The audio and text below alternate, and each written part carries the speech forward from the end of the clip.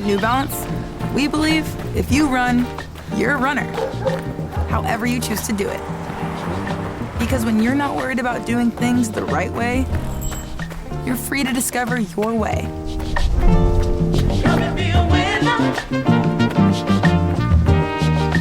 And that's what running's all about. Run your way at newbalance.com/running.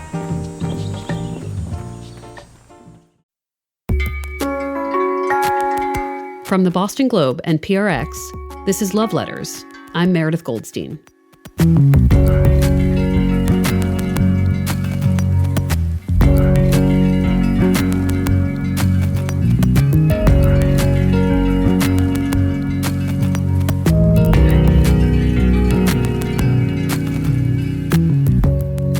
Today, we have a bonus live episode for you, which we recorded before the holidays in December.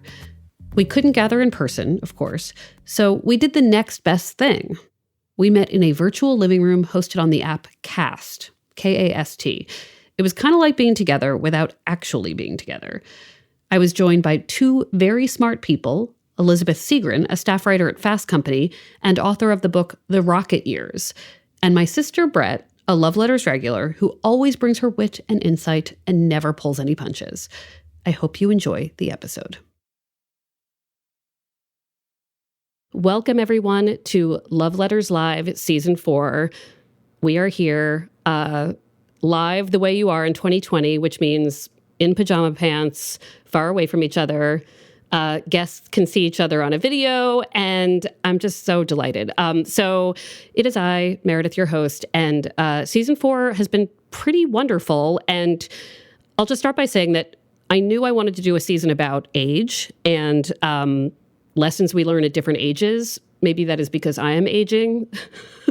It's just happening, I guess, to all of us. But I started to think about whether I was any smarter about relationships now than I was at 15 and 20 and 25 and 35 and now 43.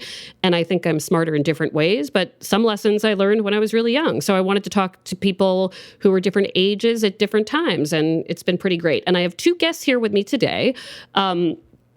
We're going to start with one, and the other will have her moment, and I'm sure you can guess who that is. Liz is our first guest today. Liz, do you want to just tell everybody about yourself and how far away you are from me physically right now, which is actually not that far? Hi. Yes. Thank you so much for having me. I'm Liz. I otherwise go by Elizabeth Segrin. And yes, I live in Boston, just an hour away from you in Boston traffic. And yeah, so I'm a design and fashion writer for a magazine called Fast Company, which is based in New York. And I'm also the author of a book called The Rocket Years, How Your 20s Launch the Rest of Your Life. And it's really about the big decisions that we make in our 20s and how they play out over time. And as I was writing the book, I spent a lot of time thinking about love and the decisions that we make around our love lives, all the chaotic, relationships that we throw ourselves into, the lessons that we learn along the way, and then the decisions that we make that go on to shape the decades that follow. So I've loved this season because I feel like, we've sort of been in conversation. You've been in conversation with me in my head. And before this, I actually, before I became a journalist, I actually studied classical Indian love poetry. I got a PhD from Berkeley in classical Indian love poetry. And I think one thing that I love about your podcast is that you explore love in this investigative way. And as I was working on my PhD, it was also very much about how people in 3rd century India explored every facet of love in all of its forms. So really, you're doing kind of the modern day version of the 3rd century erotic poets of India. So that is always what I wanted the tagline to be of the podcast. And for those of you, if you hear a third voice, that is my sister, Brett Goldstein, who we're going to get to soon. And she is here, and we're all here for you. So, Liz, I want to, obviously you wrote a book about people in their 20s. And what I found fascinating was, I found this book really relevant to me at 43. And so I don't know if that means that I am stunted, or probably what it more means is that these are things we should all be thinking of. And can you talk a little bit about how you set up the book? Because you sort of talk about how to build a life, which I find fascinating. Like, what are the parts of a life that bring happiness, that bring joy, that make you feel like rounded as a person? So how did you go about choosing the topics, those little facets of a person's life to focus on? So I spent a lot of time thinking about what decisions we're making in our 20s. And what I discovered is that most people in their 20s are focused on three things. And actually, for millennials and Gen Z, it's just one thing, and that is career. For this generation, career is kind of the dominant focus in our 20s, and it makes a lot of sense. There's a lot of pressure on our generation. So I'm a millennial, and Gen Z. There's been a lot of pressure on us to find not only a job that pays the bills, but also a job that is kind of an extension of who we are, because we know that we're going to be working for decades, right? It's going to take over our whole lives. So in many ways, for people in their 20s, career is the dominant focus. And in fact, it's displaced love as a main focus, right? One generation ago, and then generations before that, people were thinking about career, but they were also, deeply focused on this idea of building a family. And for those of us, who were born in the 80s and beyond, we've sort of shifted a lot of our decision making about family and love later, right? And so anyway, the things that we focus on in our 20s tend to be career. And then as we head from our 20s into our 30s, we begin to think about love in whatever form we choose to enjoy it, and then family. But, it was so fascinating. I spent a lot of time, on those topics in the book. But what I discovered actually is that I think a lot of what researchers have found create a really rich life don't have to do with the things that we're thinking about in our 20s. It's really all the things that we're not really focused on in our 20s that end up really shaping kind of how happy we are in life. So things like, we were just talking about this before, but, a person's hobbies have such a huge impact on, their lifelong passions, their intellectual, engagement with the world, their physical fitness, their emotional health. I didn't know that. I didn't spend any time in my 20s thinking about hobbies. That was kind of the last thing on our minds. Our friendships, our circle of friends, that's another thing that we sort of take for granted in our 20s. But, there's a lot of research that shows that as time goes on, it's the people who sort of hold on to their friends and are able to have a rich community that they bring with them throughout the decades after that, that end up they end up living longer, actually. People who have, circles of friends have longer, richer, happier lives. That's another thing I really wasn't thinking about. Things like our faith, our relationship with our bodies, our political persuasions, all of these things actually have a really big impact on our happiness and just who we end up becoming throughout our lives. And so really the book kind of explores all of these dimensions. But I think the key thing that I would love for people to take away is that I think there's already so much pressure on young people to spend their 20s making really good decisions. And so I think a lot of people feel kind of bogged down by this anxiety of trying to make all of the right choices. But actually, I think one of the big tensions in our 20s is this tension between, on the one hand, trying to make really smart decisions that will set us up for life, but also wanting to go out there and be free and make all of our mistakes and date all of the wrong people and quit a job and move to India, which is exactly what I did. And I think that really the thing that I want people to leave with is that it's actually both of these things that really make us who we are, right? We can't make good decisions in life unless we know who we are and we know what the world is all about. And that requires us to be free to go out there and explore. And it's really sort of in balancing these two experiences in our 20s, I think, that we come out, figuring some of this stuff out. And that's what really propels us in the decades to come. So if there's one thing that I would leave with people, it's don't feel so bogged down with the anxiety of trying to make all the right choices, because it's actually in the process of being free to try things out, even if it results in failure, that help you really figure out what you want from life. Well, it's interesting. One of our guests this season, Monica O'Neill, who was the main guest for an episode about ghosting, and she talked. She's a mental health professional, right? Like a psychologist who talked about how she does not believe in ghosting. She does not want us to do it, by the way. She talked about maturity and what we know about it from that perspective, and that I'm probably going to say this wrong, but our prefrontal cortex, our decision-making brain for women usually solidifies at 23, for men 28, making the average about 25. And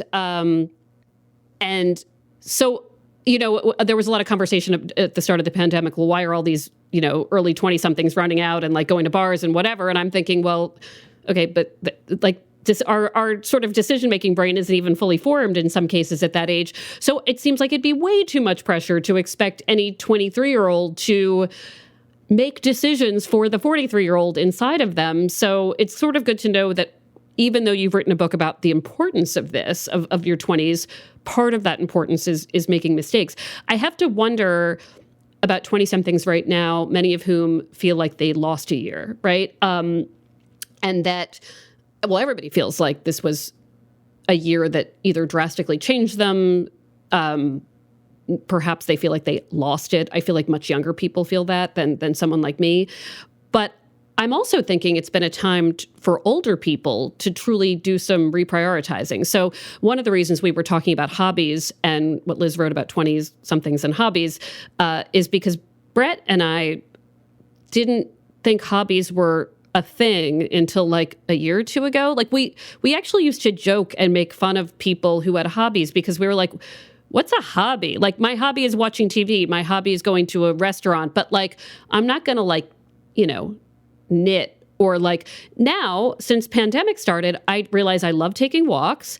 My sister and I are playing Mahjong online with a group of women. We are fully becoming the old Jewish ladies we were meant to be. But like, we're realizing that there's great character building in activities you do just for pleasure. So, you talk about millennials, but like for Gen Xers like us, and even for some millennials, there are probably a lot of lessons here too. Like, what did you apply to yourself when you were researching this book? I think that I personally am so fascinated with our 20s, because they are this period where we are discovering who we are for the first time. And we develop all of these fascinating insights about who we really are, what we really love, who we love, the kinds of people that we really connect with. We discover, what our great ambitions are. And a lot of that comes through, hard fought, disasters, right? Like, it's taking all those jobs that didn't pan out. It's dating all those people that didn't end up being the right fit for us. We learn so much about who we are. And I think that through that decade, and by the time we get into our mid-30s, we have a certain clarity that allows us to sort of drive ourselves forward. And I feel like, in those years, all of those insights are so helpful in helping us feel like we want to go out there and live this life that we've sort of began to imagine in our minds. And then what happens is, this happened to me, by the time you sort of get into your mid-30s, you found, hopefully you found a job that you really like, and it sort of becomes a little bit mundane. You might take it for granted. You finally figured out the kind of person that you want to be with. And in my case, I got married, and, it was so dramatic, and full of excitement finding my partner. And then we finally, found each other, and we decided that we were the right fit, and we got married. And then life became, changing our daughter's diapers and going grocery shopping. And, I just feel like as time goes on, a lot of the beautiful discoveries that we make, they sort of fade into the background. And I think that then we get, we kind of get stuck in this rut where we're kind of living out this life and not really appreciating it and not pushing ourselves forward to continue discovering things about ourselves and continuing to live our best lives, really. And so I think a pandemic gives us a moment to pause and think about what it is that we really want from the decades that we have left, right? And I think a good place to go when we're trying to figure out what to do with those years is just to sort of reconnect with who we were in our 20s, to remember all of the fun and exciting experiences we had, but also, the mistakes that we made, the freedom that we experienced, the love and the passion that we had that might seem like such a faraway concept now. I think reconnecting with that person that we were can really help us as we continue to plan, what to do with the next, the years to come. And so I don't know, maybe that was part of what resonated with you. Yeah. I mean, I think for me, I was like, a lot of these things, you mentioned Gen Xers, or no, I'm sorry, Gen Zers, specifically being interested in career. And for me, it was all career and friends. Like I needed my friends and certainly my family. But like love was not on my like major list of things to do. And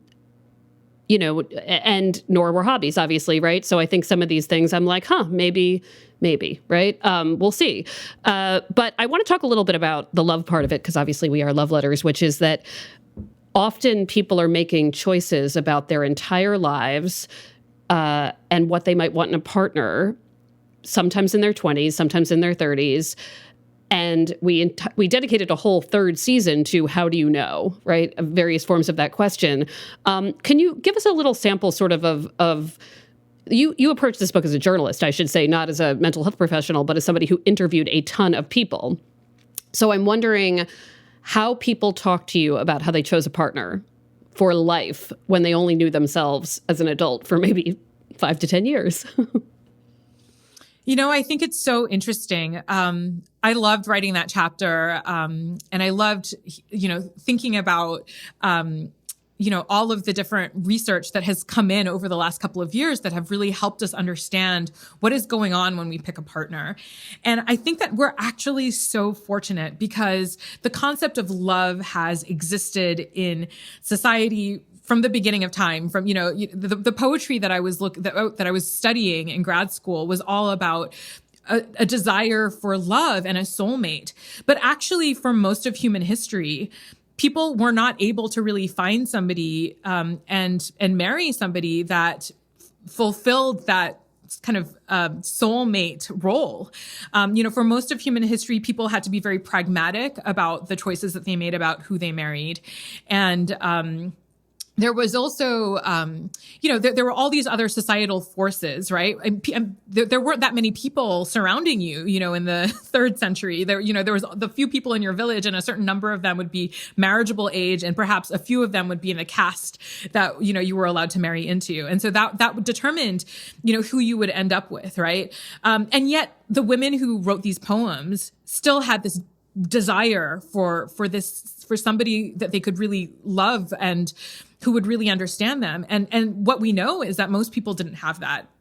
Now, that has completely changed over the last 100 years. But actually, even in the 60s, a lot of women, I think something like 60% of women said that, love was only part of their consideration when they got married, right? Because a lot of women did not have a source of income. And so, part of their decision still really had to be pragmatic. Now, all of that has changed, since about the 80s, actually. Now we can really make choices about who we marry based entirely on our preferences. And that's partly because, women now, have access to jobs, they can support themselves. And so money is much less of a consideration. And so then, scientists have been trying to study, what does it really mean when we talk about soulmates, right? Like, so the concept of soulmates have existed, throughout all of eternity. Plato was talking about it in the Symposium. But what is it really? And all of the psychologists and the social scientists who sort of work through this have really come to the conclusion that soulmates are really people who share a lot of commonalities in terms of their socioeconomic background and their life experiences. And they're people who actually, know each other very well, partly because of shared experiences. And so what we're seeing is that in the modern world, now, the divorce rate is actually going down. And that's partly because people who are very similar to one another are able to find each other and get married. And actually, we actually have this amazing new matchmaker, called, like dating apps. And it's becoming even easier to find people who are similar to us. And so ultimately, to answer this like age old question, like who is it that, that is our soulmate? It's really somebody who is quite similar to us across a lot of different dimensions, mostly socioeconomic. And so while it's really great that we now like kind of know what makes a couple really feel connected to one another and what lays the groundwork for a good, long, and happy marriage, the downside to all of this pairing up with people who are very similar to ourselves is that it's actually exacerbating the wealth gap in the country, right? Because people who are actually, very similar in terms of how much money they had growing up, whether they were able to go to college, the kinds of colleges they went to, things like that. People are pairing off like that. So what I would say is that one interesting side effect of this is that, people who are similar to each other are pairing up and having kids, and it's just kind of exacerbating this, this economic gap that's happening in this That's country. really interesting. And I think this comment might be from Monica O'Neill. She's going to have to tell me if that's really her in there, but she says marriage is no longer a necessity for women to own property, have money to bear children. This is true.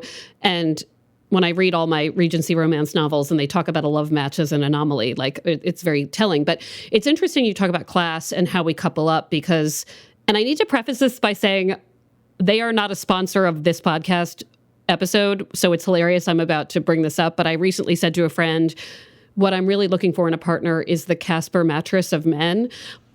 I swear to God. And let me explain myself because I was like, this is like so, I feel like I'm like now hyping a brand that is I really need to know about this. Okay. As somebody who is a journalist who has written about Casper, I need to understand. Well, this is really hilarious because what is also hilarious about my relationship to Casper is that like one of the first things I did when I moved into this place that I'm living in is I bought a mattress. It was recommended to me. I bought one, and then I bought one for the room that is the guest room / Brett's room.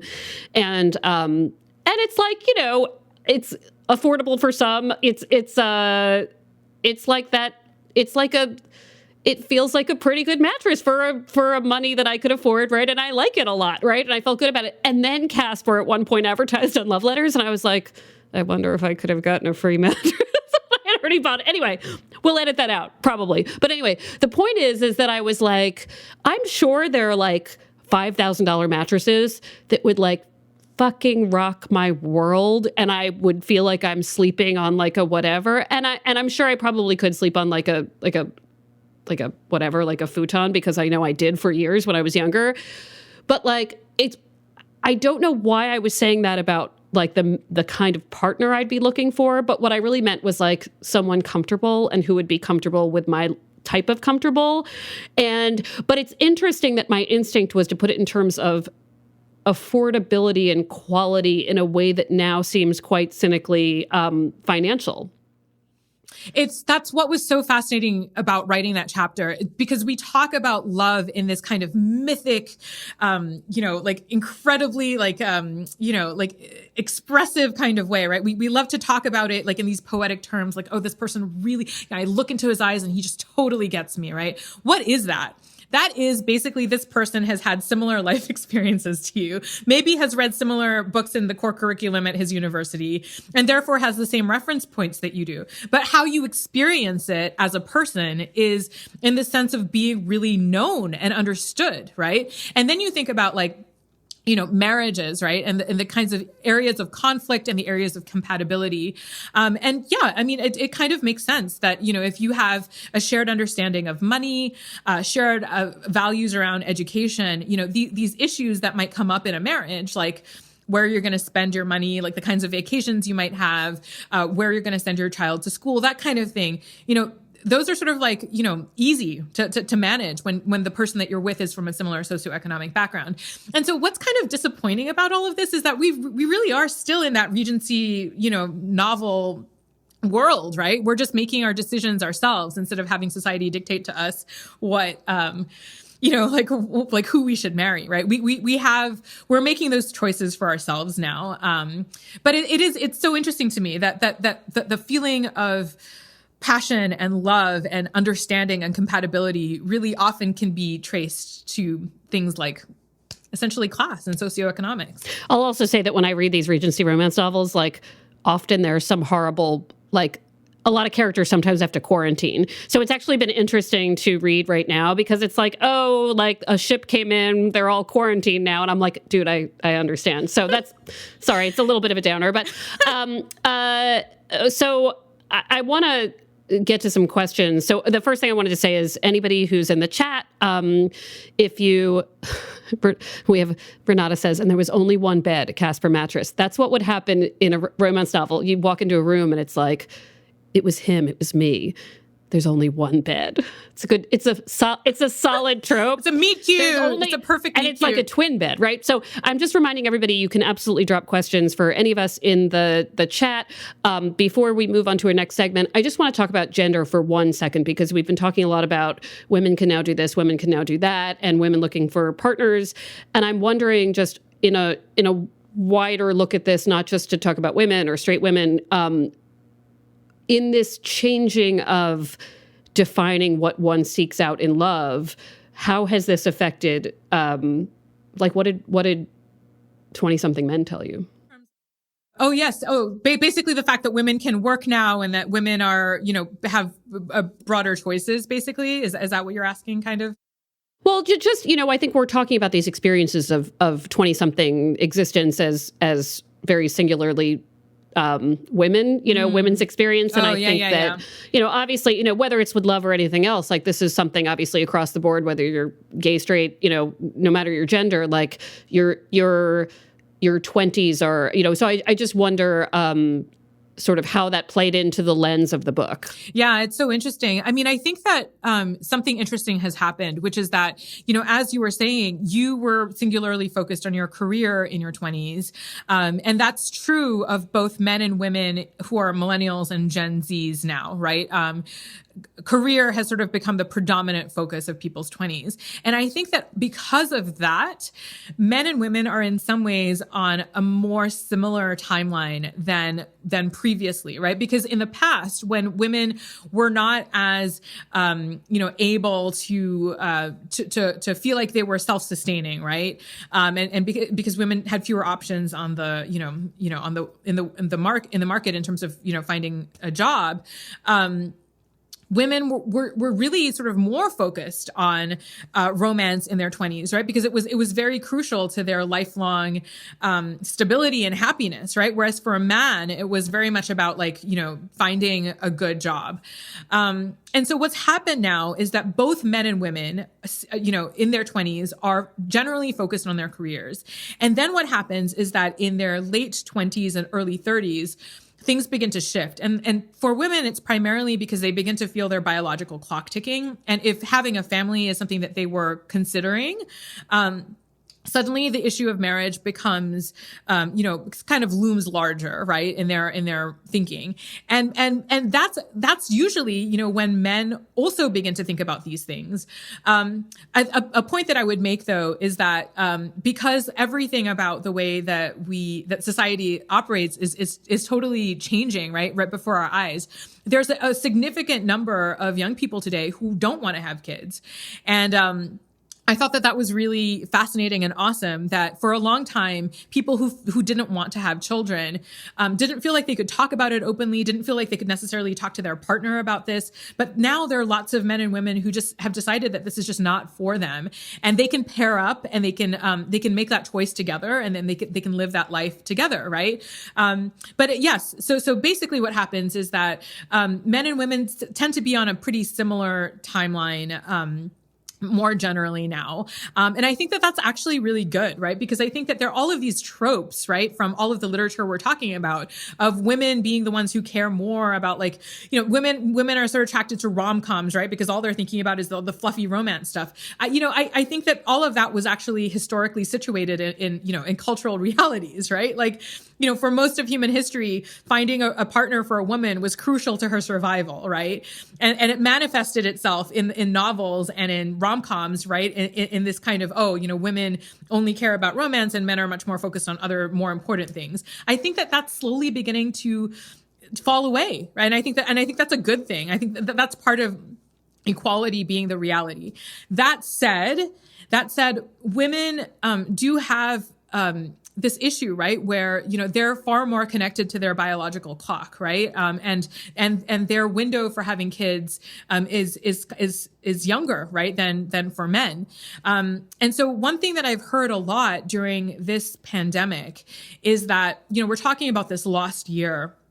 I think that a lot of women are feeling that much more profoundly than men, because a lost year, in this timeline that they had, is a kind of a big deal, right? Like, if they were planning, for this to be the year that they were going to, start seriously looking for a partner, and they're in their mid 30s, a year is a significant amount of time, right? It's a year where if they aren't able to find somebody and things are happening much slower because of dating online, and not really getting to meet people in person. I mean, this might, create conversations now about, like, should I be freezing my eggs?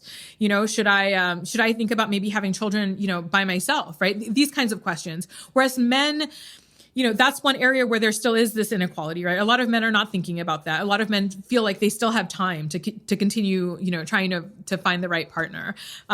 So yes, what I would say is that, to sum up, I think one good thing about the way things are changing is that men and women seem to be sort of getting closer to the same timeline in terms of thinking about these issues. And there's no longer this bifurcation between men caring about serious things like careers and women just caring about love and babies, right? I think that's going away. But the realities of our biology still are holding us back in some ways, right? Well, I think for 20-somethings, obviously there are a lot of hopeful things here, which is that you can do all this preparation and I will also say that I completely agree in that at 43, I think even my man friends, my straight man friends who have so evolved, especially the ones I've known for a long time, like, they're often the most romantic people in my life. They're often the people who are really, really interested in finding a partner. They're interested in building families, and they were so in their 30s. I do not have a biological clock, but when I hit 36, I was like, I kind of need a bigger place for my cotton candy machine. But I do. Another thing that I would say about just relationships and networks during this pandemic is that, as much as I've never wanted to have kids, I love my friends' kids and kids in my family, and it has been just absolutely desperately weird and strange not to be able to help friends with kids right now, because that's sort of what your like cool friend with no kids is supposed to be there for. I mean, I think Brett and I both are. I mean, Brett less so. Brett's shaking her head now.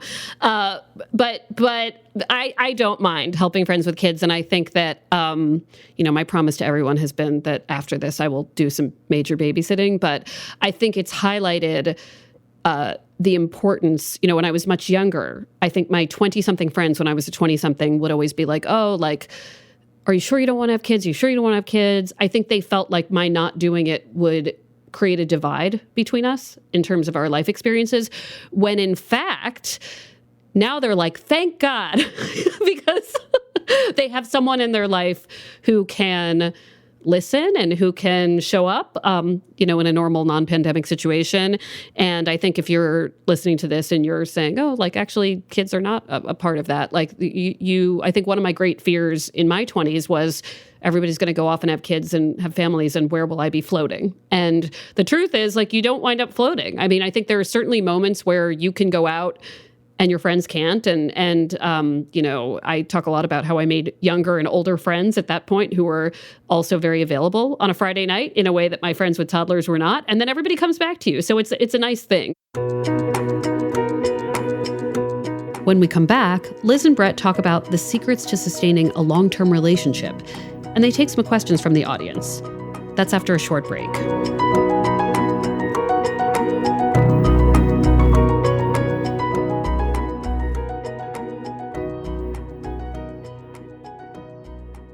Here at Life Kit, NPR's self-help podcast, we love the idea of helping you make meaningful lifestyle changes. Our policy, don't be too punishing on yourself or too grand in your goals, which is why we've got shows on how to help you make little nudges to your behavior and create habits that stick. Join Life Kit to get the tools you need. Listen to the Life Kit podcast from NPR. What's going on? It's Posty. I just created my own Oreo, and it's seriously the best Oreo ever. Pick it up in stores. Experience Post Malone's Oreo cookies with swirled salted caramel and shortbread flavored cream. Pick up a pack at participating Walmart stores for a limited time. Okay, back to our live episode featuring author and journalist Liz Segren and my sister, Brett. So I want to get to our second segment of the podcast, if both of you are ready. And to start that, I just want to reintroduce my sister, Brett Goldstein. Brett, you have been so nodding and polite and coming to us live from New York City. Hello. What's up, motherfuckers? So there we go, right? And see, the producer of the Love Letters podcast, Scott Hellman, was joking that we get so close to not having to label an episode like as explicit, and then we have to label it explicit. And although I think I might have had a bad word before you, but anyway, welcome to You did. I'm so proud of you. I know, you raised me well. So basically, the three of us represent two generations, if you will, Gen X, millennial, and Brett is married to a millennial. Brett's husband is a millennial, right? 9 to 10 years younger, right? So I just thought, Brett, like, one question I wanted to ask you is, like, do you feel like as you get older, you get smarter about relationships? Or does it sort of just like reset and you just learn different things at different times? And I don't mean to ask you that as if like you're the old lady of the podcast, because you're not. I'm just asking now at, 47, right? If that's something that you've like really thought about, like I'm getting better at this, or I'm getting calmer about this, or just for younger listeners, like what is there to look forward to? Am I getting smarter in my own relationship? Is that what you mean? Like in a romantic relationship? Or are you talking about relationships in general? In general, well, your romantic relationship, yeah. I would say, like, obviously you've been married for years now, but I'm sure there's less sweating the small stuff than there might have been 10 years ago, or maybe there's more sweating the small stuff. I don't know. So I'm just sort of wondering how that's evolved. I was just going to say you sweat the small stuff less. And then I was like, don't say that, you cheesy bitch. And then you just said it. So now I feel much better. But that's exactly what I was going to say. We have the same genetic cheesy bitch inside of us. It's so true. So cheesy. Is it going to embarrass you if I point out the plaque behind me, by the way? Oh, you can say no and I won't do it. Now you have to do it whatever, we can edit it out. So, but let me give you some, it's sort of weird and creepy and sad though. It's so fucking sad though. It's dark. Many of you probably know that our father is alive and well and living in Vermont, and our mother, unfortunately, who was quite wonderful, passed away in 2013. And before she did, we moved her to Boston, and that involved cleaning out our Maryland house and moving her to Boston. And when I was about 5 years old, there was a school project where everybody for Mother's Day had to say why they loved their mothers. And then we had to illustrate it. and the teacher would write it because we didn't really have the ability to write. And so apparently when the teacher asked me, why do you love your mother? I said, I love my mommy because she isn't fat, but she's on a diet. So I clearly, and then I drew rainbows. So I believe that is actually also on the right, supposed to be my mother. What it really highlighted was that we had quite an interesting relationship with food in our house. That's like shellacked. Also, we had an interesting relationship with the shellac. Well, no, I think the teacher shellacked it. But what's amazing is that the teacher didn't force me to say something else. But what's interesting is that my mother then displayed it in our home through the rest of our lives, so that it never was weird for me to see it, because I was like, well, of course, that's why I loved my mother. Anyway, it's so weird. So anyway, Brett has it now on display in her house. It's like one of those odd childhood things. Just like unpack that shit in one episode. I know, that's that's for like a podcast, like, what's the one I'm thinking of? Heavyweight. That's for Heavyweight. Yeah. Good point. So a different Goldstein's podcast. So anyway, all right. So Brett, answer that question. Right. Okay. So one thing I've noticed, and Liz, I'm wondering if it's like this for you too with your Ben, because we both have Bens, right? Like we're both married to Bens. That's funny. Yeah. Is that, especially with the age difference being almost 10 years, like there's like just fucked up shit that I used to do all the time. Like if the rare occasion we get into a fight, I would hit below the belt a lot, like a lot of, you're a man child. And like, and I married a boy, and like, just, there's all this character assassination stuff, because I can be a real C-word. And like, and now, I don't know, he's trained me well. It's like, now I know you're not going to get yourself anywhere. Like if you want this to be your partner for the rest of your life, you guys are going to get on each other's nerves sometimes. Sometimes you're not going to agree with each other's choices. And it doesn't mean that you can't talk it through. But like the big, epic, dramatic bullshit, like just not worth it, because the more worked up I get, and I wish I had known this in my 20s, about no matter what it is, the more physically fucked up I get. Like in my case, autoimmune issues and chronic pain and inflammation.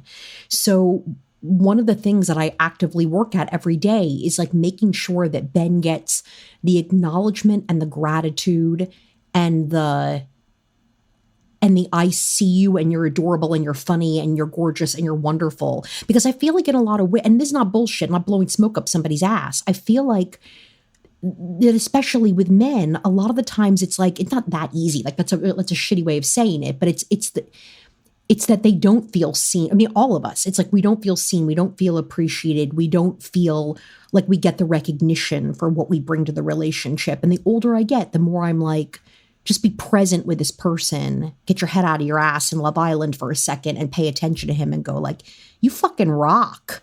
And like, and that goes so far. That's like, I don't know, somewhere I read once about like guys with like there's a point system in their mind. I don't know if you've ever read that before. That seems like a sweeping generalization, but I will accept it for the moment. Okay, go on.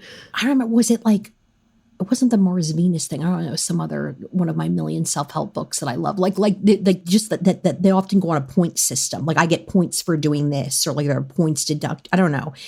Like I feel like if we're in a world of points, like that gives you a lot of points towards like warm, everyday, lovely relationship maintenance. Because one thing that I don't find interesting, I don't think I ever did, but now that I really know, like the bickering and all that shit, or like, or even the epic fights, like what do you think it's going to get you? Like there's a way of communicating, and he's really trained me how to do this, even though he's younger. There's a way of communicating where you can just take a deep breath, like take the time out that you need to calm down, and then really just work through something together where you have your eyes set on your super objective, which is love. Like, I want to be in this marriage. I want to stay in this marriage. I love this person. So everything you do comes from that place. Whereas before, I think in my younger days, it was more about like, I'm right, you're wrong, you're a piece of shit and a fucking idiot. But Brett, it's so interesting. I feel exactly the same way that, it was very emotional. Our fights were awful and dramatic, but then the makeup sex and the making up was really great. I would say that I think that like it was just harder for me I didn't have as much self-control back then. Like part of this was like I was literally physically and emotionally unable to not have that fight. Whereas now I feel like with everything else that's going on and the other stresses of the world, I don't know. It's just easier for me to do the things that you're saying. And I hope that I get better at it because I'm still not great. But, would you agree that part of it was also just like, I probably knew that I shouldn't have this big dramatic fight, but I just couldn't stop myself? Perhaps. Although I think that lately mindfulness is so built into our education and social media and our culture and whatever that maybe we would have been smarter, a little bit smarter. But you're right. I mean, although even at 47, especially when it comes to work things, I'm still like very volatile. Like I get triggered so easily, especially being in the entertainment industry. So no, I probably wouldn't have had the self-control, but maybe I would have. I don't know. Like if I just kept thinking, like, what's your goal? My issue in my 20s is that I was in a relationship with one guy the whole time. And I never once thought like, oh, do you want to marry him or not? Like, I like kept tabling it. And then I woke up one day in my 30s and went, oh, I don't think this is the person for me. He hasn't done anything wrong, but I don't think this is it. So I don't know if I gave as much of a shit back then, but Meredith probably remembers. No, yeah, I don't know that, Brett and I, one wonderful thing about our mother that Brett has also, questioned a little bit too, is that she never pressured us to get married. Like she was like, go do your thing. Right. So I don't know that either of us in our 20s, we believed we had to think about it. And Brett, the only reason I say it was like really great, but also questionable, was that Brett said in her late 30s when she was like really ready to get married, well, maybe had mom been that pressuring mother, we would have gotten on it a little bit more. But so here's a question that I believe might come from Monica, but again, she needs to tell me if it's her. But if you're taking questions, what were you? It's me, she says. Yes, it is. It is podcast guest and incredible relationship expert Monica O'Neill, who you should Google. That's Monica. Yeah, it's Monica, good. Right? Who, again, for those who missed it, had this incredible episode of this season about ghosting that has really made me rethink it. The question is, what were you looking for in a partners in your 20s and maybe 30s too that is different now? And I think Monica would know that my answer would be like one massive shrug emoji, but do you two want to answer it? Yeah, totally. It's interesting. So I met Ben, my husband, when we were 19 in college. And he was actually the perfect husband material, right? Like he's always been very stable and even tempered and had his eye on like starting a family and everything. And I kind of felt like, he would be great, right? When I was 19. And then I turned 21 and I was like, fuck this shit. I was like, I don't want this. And I wanted to see what else was out there for me. And the stability of this nice, kind person was just boring to me. Like I wanted to go out there and kind of test the limits of like everything, my sexuality, what the world had to offer, what was out there for me in terms of like, men and women. Right. And I discovered that actually I was really, really grateful for those years. I quit. I broke up with Ben. I moved to London. I dated a sculptor.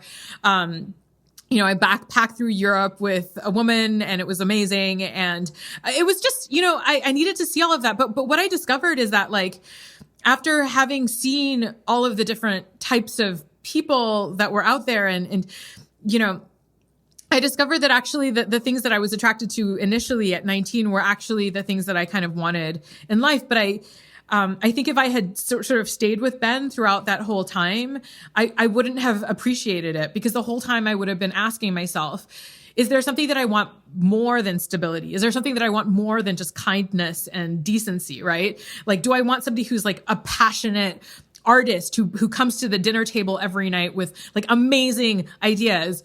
Well, I tried that and that person turned out to be fascinating, but also volatile. And like, his feelings for me were as volatile as his feelings towards the art. Right. And, then, I was like, well, maybe I want to be with somebody who's like, like more religious, right? Because, I'm religious and Ben wasn't at the time. And And then I was like, well, this person is like, religion was like religion can also, I didn't realize until I dated this person that religion can be a source of liberation, but it can also be a source of constraint. And I needed to experience that. So anyway, my point is that I think that in our 20s, and this is borne out as well in my book, I think in our 20s, it's really valuable that we have this instinct to want more than the things that I think make a good marriage, right? The stability and the decency and the kindness. I think that we, like a lot of people, and I'm among them, have this thirst for trying to see, like what the world has to offer and see what love at its rawest looks like. And I think that that's a very valid and valuable thing.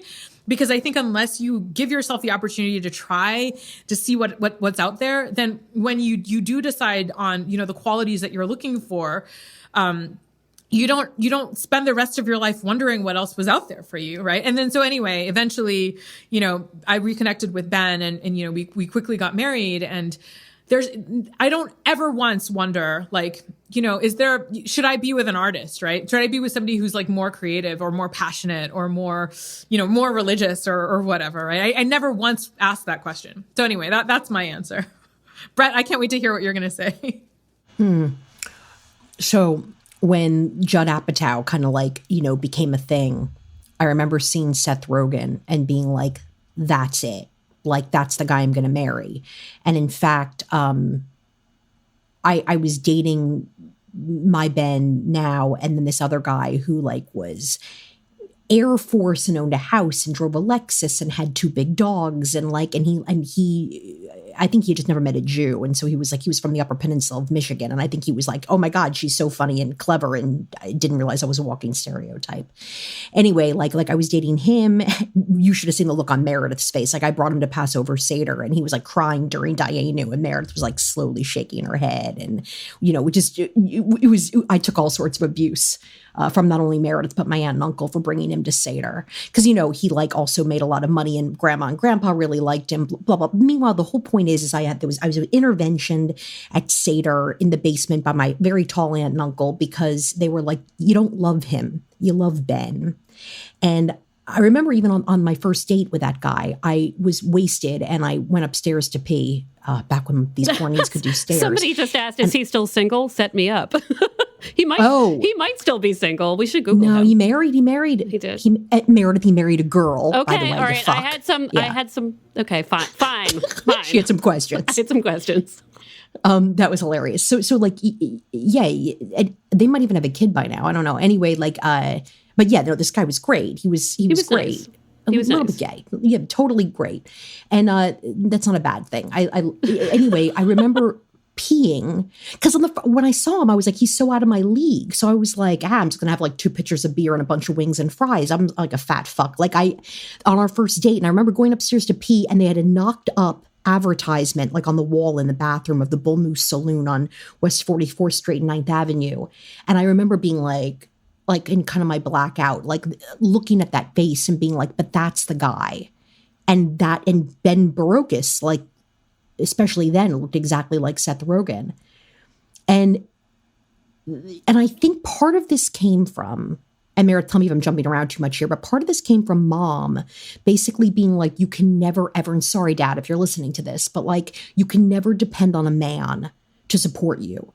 Have separate checking accounts, and you just know you'll always be the breadwinner. I don't know if she said that to you, Meredith, but she said that to me. Well, I think it was implied. I think it was implied in the reasons they got divorced. It was implied in her being the breadwinner of the family, and also post-divorce really taking on the burden of, whatever financial situation there was. So yeah, it was explicitly said, and I think it was also said in example.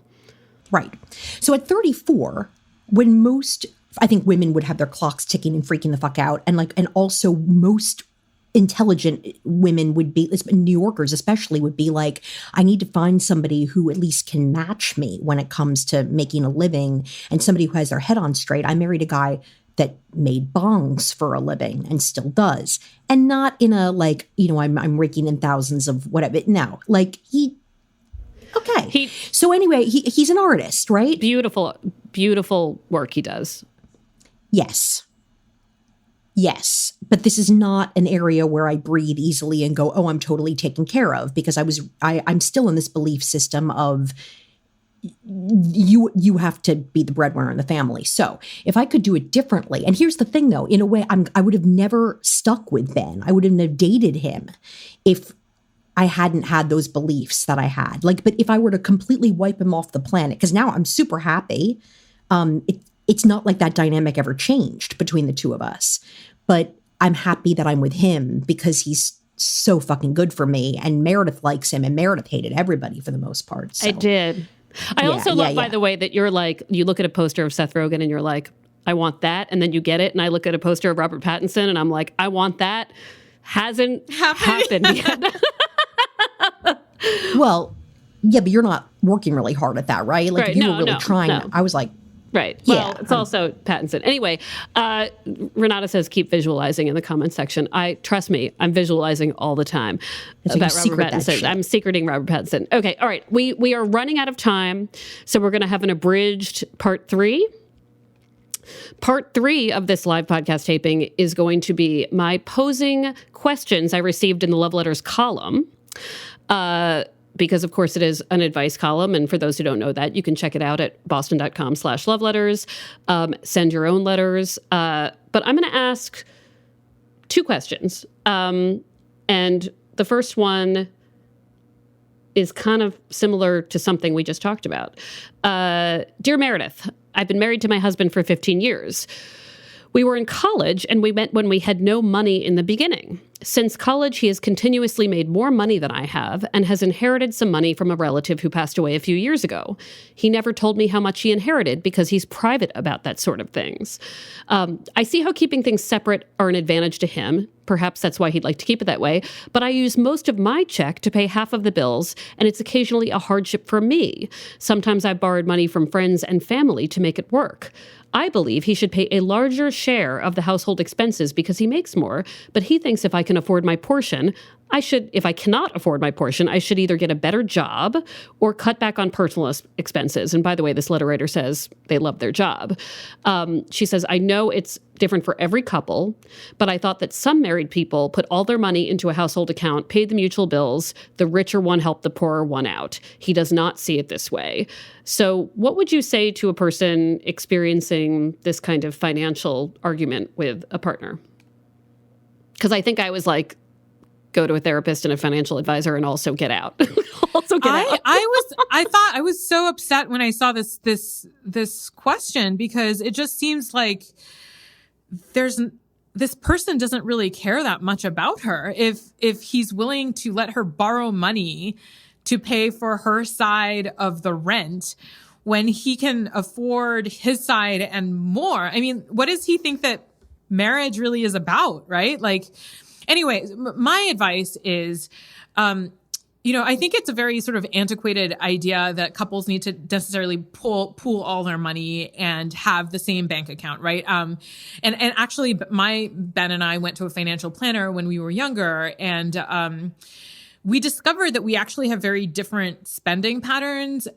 He doesn't spend money and I do. So, that's and so basically we decided that we wanted to sort of not share with each other everything that we're buying, because it would just stress us out, right? Like, I don't think he wants to know how much money I spent on a dress, and I don't want to know, like how much he spent on our new stereo system or whatever, right? Like, it was just stressful.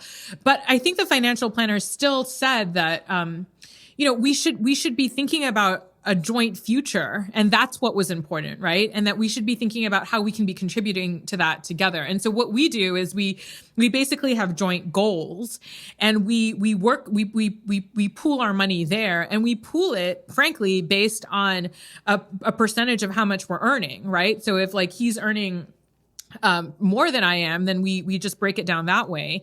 And that's been working really well for us. And so I don't know if that might work for this person, but I think underlying this question, it's a far more profound and painful issue, which is that her partner just doesn't seem to give a fuck about her and how she feels, right? Yeah. And by the way, what you just said reminds me of the season 3 episode where Brett talks about her finances with her Ben and buying dresses specifically, which cracks me up. And we have the same relationship, Ben, Brett. Yeah. I mean, literally everything you just said. The spending habits, every part so of it. anyway, I think we actually maybe married to the same person. He's 30. Well, yours makes money. Okay. They're both 37 and called Ben. I mean, Brett, come on. That's weird. It's just one guy. That's just one guy.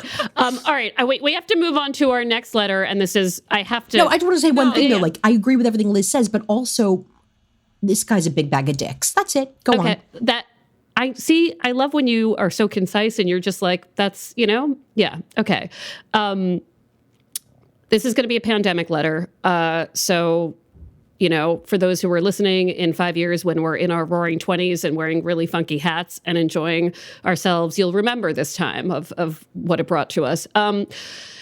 Hi, Meredith. I'm 26 and I met my boyfriend right before the pandemic. When lockdown hit, we stayed in touch virtually for 2 months, FaceTiming every weekend for hours and coming up with ways to get to know each other. Since meeting in person, we've spent every weekend for the last 5 months together. We've gone on many trips around the state to national parks. It's been a lot of fun and we've been through a lot together. It's my first relationship that has lasted this long, but he's most of what I would want in a partner. He's incredibly caring, kind, invested, and perhaps most of all, really listens to me. The problem is that although I always want to see him and I care for him, I've never felt a strong enough connection that allows me to see a future. I have a very hard time seeing a future past the pandemic. I told him this, and he told me it was okay continuing to date if I needed more time, so we've kept going. He does see a future. I think the right thing would be to break up, but I don't want to throw away what we've built. It also feels wrong to break up with someone in an otherwise healthy relationship when the only thing that's missing is a passion that I somehow can't quite feel. I know I love him, but I'm not in love with him. After 6 months, I don't know if that'll change. Should I invest more time in this? I also have to admit that I'm really scared to be alone right now. And this person signs it stuck. I mean, I had an answer, but I want to know what you guys think first. And by the way, for those watching, the sun is as the sun is going down in Boston, I feel like I'm fading into the night. But anyway, on my camera. What I would say is that we're in a really strange and painful time right now. And I think that I think that you might be putting a lot of pressure on yourself to try and figure all of this stuff out when all of us are in this strange time. Our relationships are not normal now, right? The way that we're interacting with people, it's not normal. And there are all of these existential issues that are sort of floating around in the ether that are making us think about relationships in a different way. Maybe some of this is good. It's helping us really figure out like what really matters to us and it's forcing us to think about our mortality and things like that. But this is not a normal time. So I would say, it sounds like it's a good partnership and things are feeling good when they actually interact. So I would say, kind of give yourself some breathing room, right? And wait till things pass a little bit. I think that by next year, when life begins to come back to normal, you'll get a clearer sense of what's going on. I agree with Liz. One of the things that I love about this writer is that she says that she has been honest with him. And instead of pussing out on it, she doesn't. She really, she's already told him how she feels.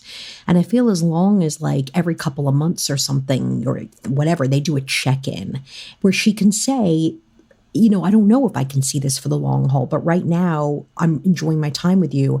I mean, I know this sounds selfish, but I think she should hang in there because she doesn't sound like she wants to be alone or try to pursue somebody starting from scratch. I think she should stick around. She doesn't seem sad about it, just not crazy about the guy.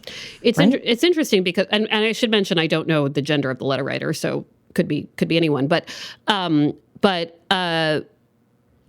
some of the ways I have fallen in love with people is when I see them with my friends and family, when I see them tip well at a restaurant for someone who's having a bad day. There are all these ways that we see how people behave in the world that can make us fall in ways that we're not getting. It could also be the deal breaker, right? When somebody is rude to a person that they don't have to be rude to in the world, right? We're missing a lot of these social interactions. I want to be with someone who likes my Aunt Nancy because everybody likes Aunt Nancy. I mean, she was on an episode of the podcast, FYI, right? And of course, to Brett, right? Someone who will like Brett and also not be scared of her. And will see all the wonderful things and not be a bag of dicks, as she might call them. So, like, if you can't do that, if you can't contextualize the person you're dating in your world just yet, it might be worth waiting until you can, because what works in pandemic or doesn't feel like love in pandemic might feel different. That was sort of what I said, which sounds like we're all on the same page about that. Well, that was good. Thank you guys for answering letters. So we have to wrap up because we do. But I just wanted to thank everybody who's here right now, because doing this podcast has kept me, it's been entertaining me for a few years now, and I feel incredibly privileged to hear people's stories, and particularly during these last 7-8 months, to be able to Zoom with people and hear them meditate on their relationships about everything from a ball pit to Buffy the Vampire Slayer to Monica's military childhood, which was so incredibly opposite to the very always living in the same house childhood that I had. It is a look through so many different lenses, and it's one I never take for granted. And I also never take the listeners for granted, because you send really good emails and write your own really good letters and are just so thoughtful. So I just want to thank you. And I want to thank our two guests today, Brett for being the far more interesting Goldstein and sharing that with the world, and Liz for writing a very well reported. I got to tell you that as a journalist reading this book, it's just a treat, because there's just a lot of reporting in it, and it's a lot of incredible information just about how to be 20, how to be 25, how to be 28, and I just think that's so important. For those of us in our 40s, especially like me, who've done a lot of drugs, it's wonderful to be able to reflect on that time and what you've learned since then. The Mazel Tov, Liz. Wonderful book. Thank you so much. Yeah. Thank you so much. I want to do one last plug, and I know she may or may not be in here today, but this year we hired a new illustrator for Love Letters, and if you were on the Love Letters Instagram, you've seen her beautiful illustrations. My favorite recent one is, it says "Winter is coming," and she has these beautiful single and coupled people in quarantine in their homes, and if you Google Cotton Candy Fro, and it is just so random that is her brand name and my absolute love for cotton candy. She makes stickers and notebooks and all sorts of things, and it is what everybody is getting for Hanukkah and Christmas this year. So I always want to shout out her work, because she does such a beautiful job for us. And thank you all so much. I'll see you in 2021. Well, I'll see you more in 2020, but I just want to thank everybody for coming, and this was lovely. Technical end, applause. So this was such a wonderful way to spend an afternoon. I know many of you have like children to take care of, takeout to eat, TV to watch.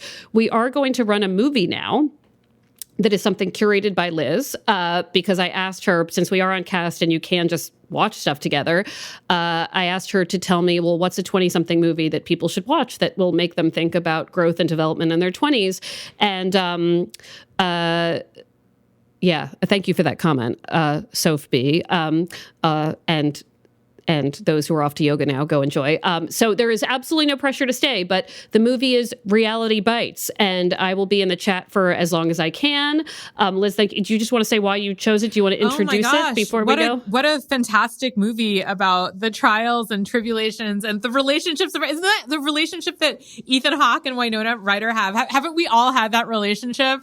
The best friend gets tricky. He leaves the next morning. Like, we've all been there, right? And so it's I think it's the perfect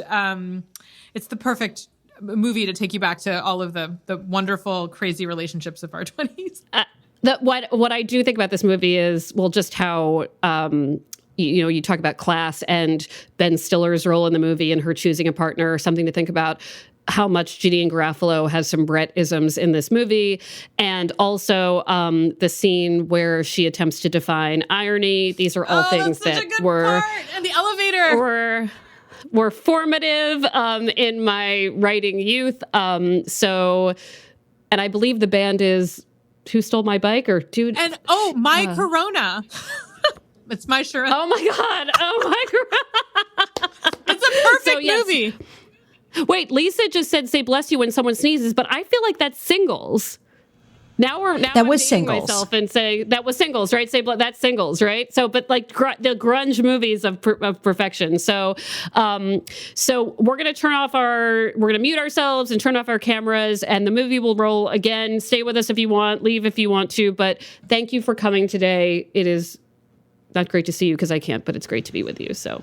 Yes, thank you, everybody. Thank I'm you. proud of you, Meredith, as always. I love you. You're wonderful. And Liz, Proud of both of you. my soul sister, who Yeah, knew, and we're sharing a husband. Sister wife, apparently, too. Full on. Sister wife, full on. So, all right. Have a good afternoon, you guys. And thank you so much for being a part of our Love Letters Live Season 4. On to Season 5 eventually.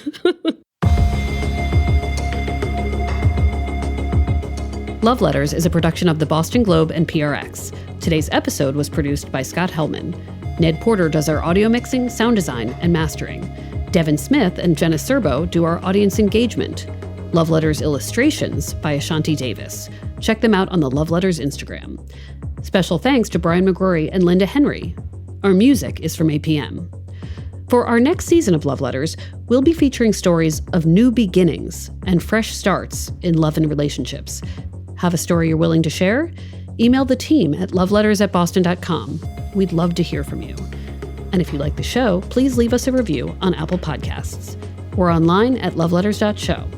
I'm Meredith Goldstein. Thanks for listening.